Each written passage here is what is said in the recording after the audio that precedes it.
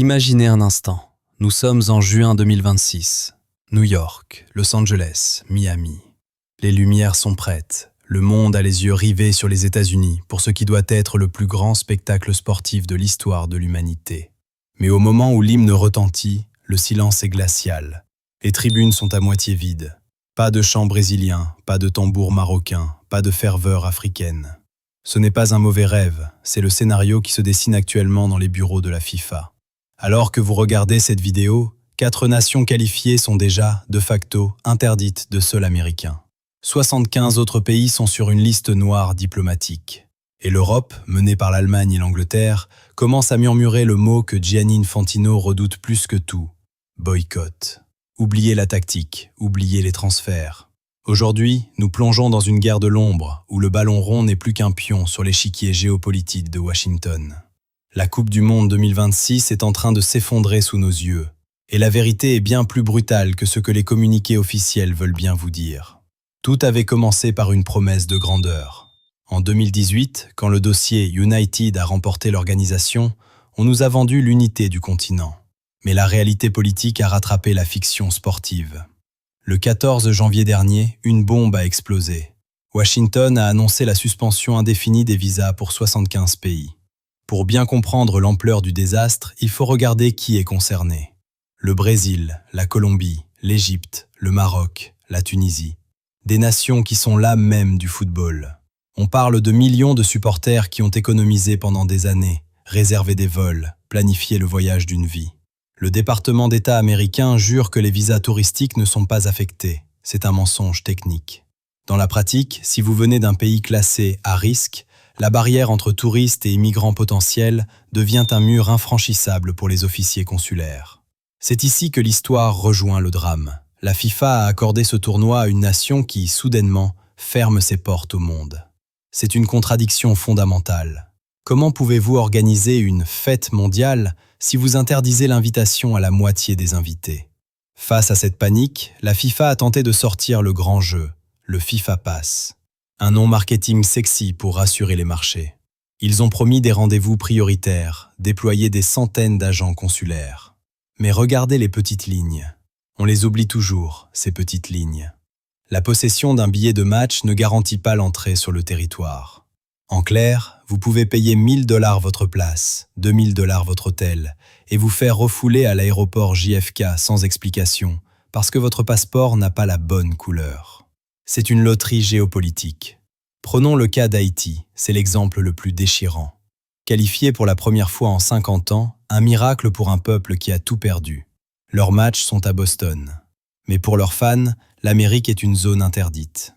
On va se retrouver avec des matchs historiques joués devant des sièges vides, ou pire, devant des touristes privilégiés qui n'ont aucun lien avec les équipes sur le terrain.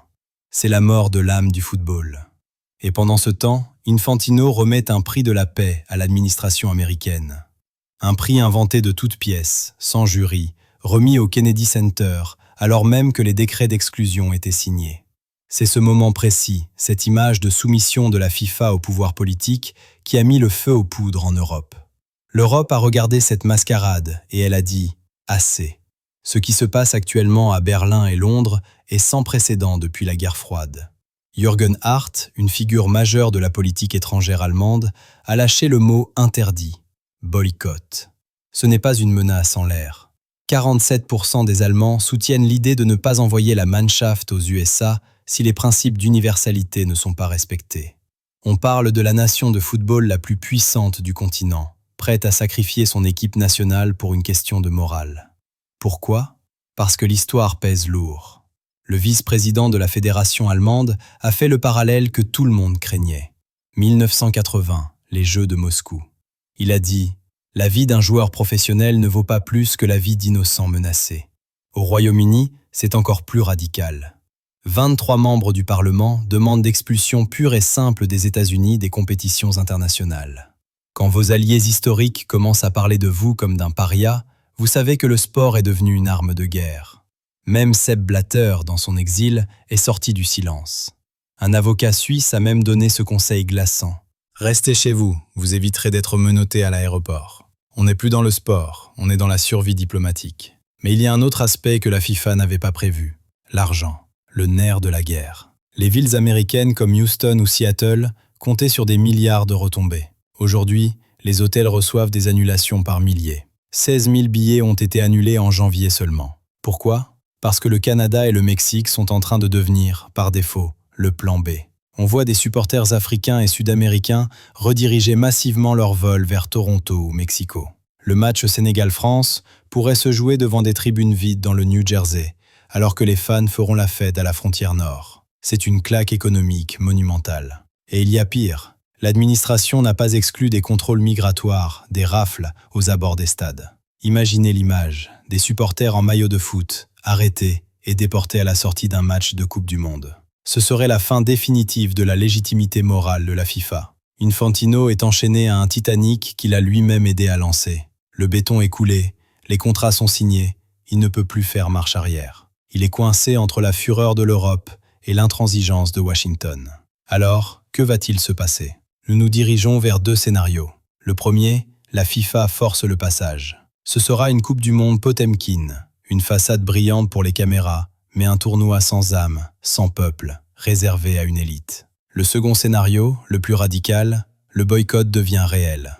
L'Allemagne, la France et l'Angleterre se retirent. Le tournoi s'effondre financièrement et sportivement. Ce serait un cataclysme, mais peut-être aussi le moment où le football retrouverait sa dignité.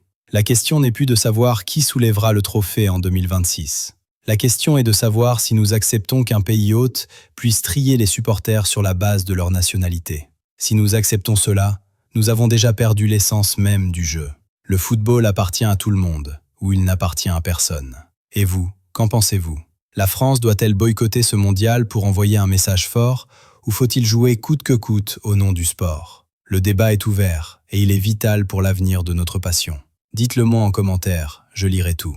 N'oubliez pas de vous abonner pour ne rien rater de cette crise historique. Ici, on ne lâche rien. À très vite.